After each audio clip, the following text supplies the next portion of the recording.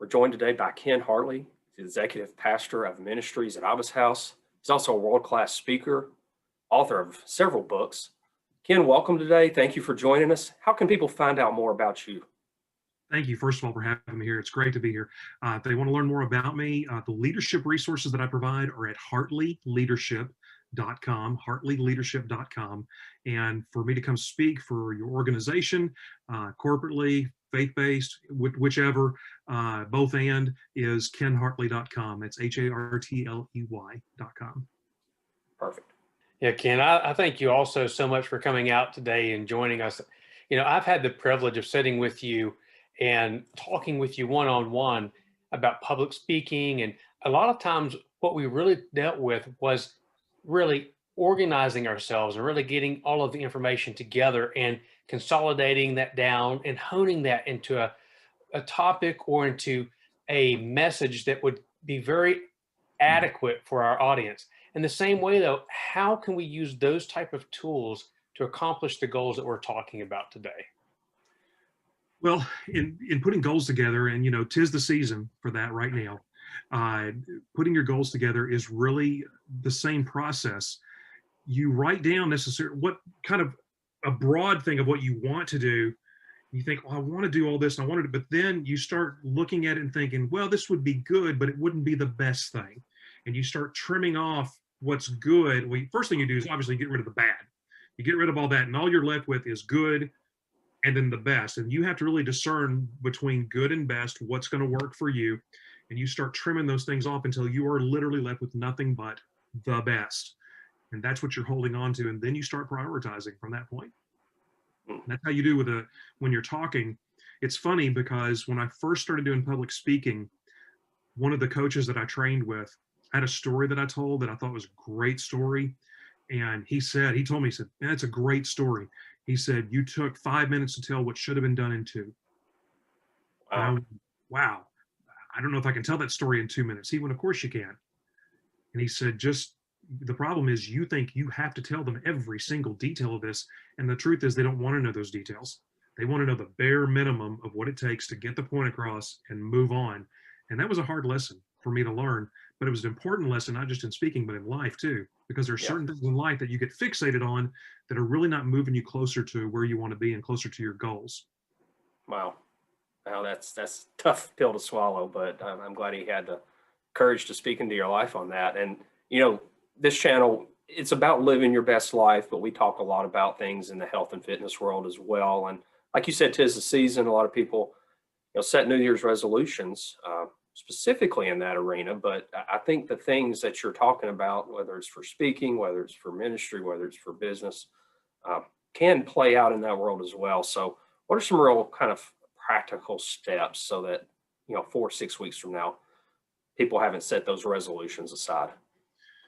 I think you have to put them in bite-sized parts. They need to come to you that way.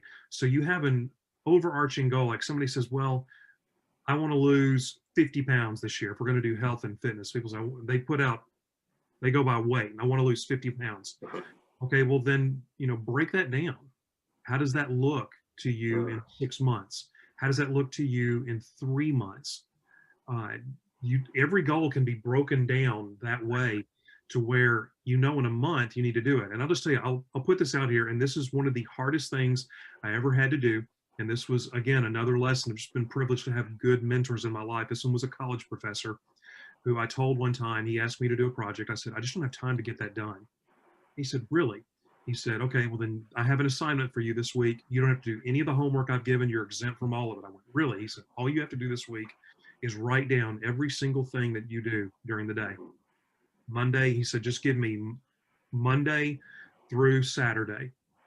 He said, every single thing that you do. He said, leave out the bathroom and all that part, but everything else I want in there. And so I did that. And then I got to my class on the Monday and I handed him the list. And he looked at all of it and he said, okay, it says study over here and you got this block of time. So did you really study that long or what were you doing? I said, well, I did for most of the time. He goes, most of the time. Okay, well, tell me what you were doing. He started breaking down my schedule, and what he found in that schedule were huge holes here, here, here, and here, where I had plenty of time to do it. I just chose not to. So it was a matter of choice. And that's really the tough part of goals that nobody wants to admit, is we do what we want to do. We prioritize what we really want to do. And so when he began looking at those holes in my schedule, I realized I had more time than I thought I had. And so and then here's the hardest part of this. And I do this exercise still to this day. Take what you actually did and then put it right next to those goals that you set and see if this matches up to this. And I'll tell you, very often it does. And we wonder why a month later, we're not any closer to where we wanted to be. It's because, well, we were actually doing something over here we shouldn't have. And our goals have been sitting there waiting on us. And we're not taking little steps toward it. So it's not about doing these huge monstrous steps. It's about consistently taking smaller steps in that direction. And then consistency, just like compound interest on a credit card, it compounds, it builds up. You know, one of the first things I was just thinking about, Ken, is it's not just about intentionality, but it's taking ownership of your schedule, taking ownership of what you really say that you care about, and prioritizing the things that you say that you care about and making them a reality versus just a dream. Mm-hmm. Absolutely. Intentionality is everything. I think it was Jim Rohn that said that there are two plans for your life. There's your plan, and then there's the people that you work for, their plan for your life. And he said, do you want to know what they have planned for your life? Not much. And that was kind of a huge point when I first heard it. I thought, wow, because if we don't do it, nobody else is going to do it for us. We have to be the ones who are going to set our intentions and go, I'm going to go ahead and do this. It's important. So true. Yeah, that is. And Ken, like Kirk said in the past, you know, he's had one-on-ones with you. I certainly have. You've been a mentor and a coach for me as well. And, you know, we've talked about these things, you know, small bite-sized goals, making sure that what you're doing and what your goals are match up, those sorts of things. I guess I'd like to wrap it up talking about setbacks. So we don't always get the 2 pounds a week. We don't always, despite best intentions, planning, whatever. So how do you deal with setbacks as it relates to how to achieve your goals? Let yourself fail. That's okay. There is no such thing as a road to success that is not paved with failure. It does not exist. It does not happen ever.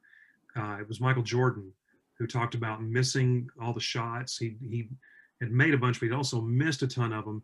And he's been entrusted to take the game-winning shot. I think it was 24 times and missed it. He said, I failed over and over and over and over again in my life, and that is why I succeed.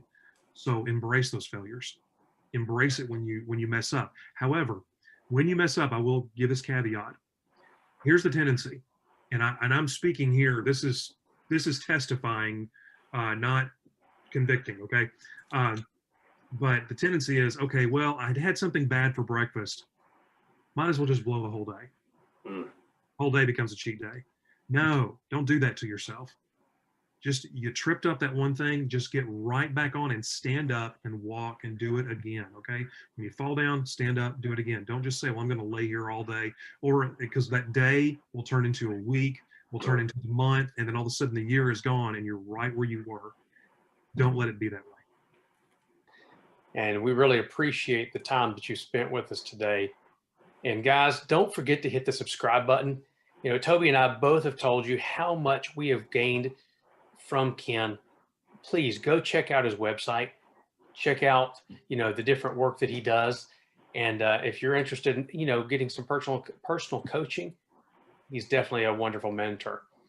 Guys, thanks for joining us, and you have a wonderful day.